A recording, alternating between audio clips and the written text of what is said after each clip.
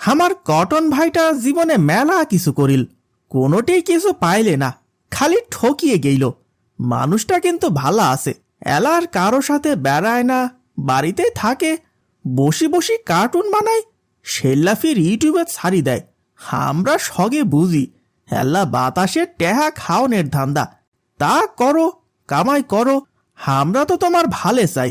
তা একটা ব্যাপার মাথা আসিচ্ছে না, তোমরা কার্টুন বানান বুঝলং, তা এত মানুষ থাকতে তোমরা হামাক বানাইলে কে? এক পাক দিয়ে ভালা হইছে, সগ মানসে হামাক দেখবার পাইবে।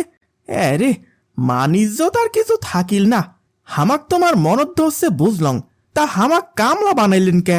ফির এখন আনাজ বোঝায় ডালে মাথার তুলি দিছেন, এর একটা কথা হইল, 3 মূল্যকত তোমার নাতির বাড়ি, সেটাই যায়া এল্লা দিয়ে আইসা নাকবে।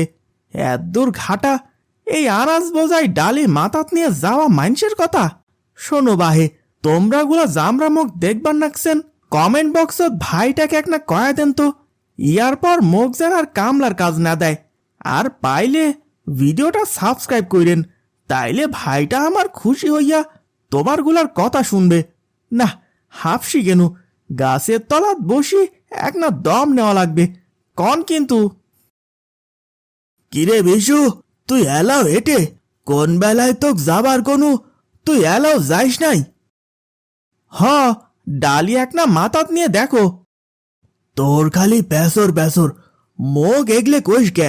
মই যেগলে তো কোনো এগলে একটা মোর কথা নয়। শখ তোর কটন মামায় শিখি দিছে, মোর সাথে প্যাসর প্যাসর না করিয়া পাইলে তোর কটন মামাক এক না বুঝি কইস, ইয়ার পরে তোকে আর কামলা না বানাই, বুঝিস নাই? হ বুঝনু, মোর হয়া তোমরা আর এক না কন। ঠিক আছে, এলা তাড়াতাড়ি যা।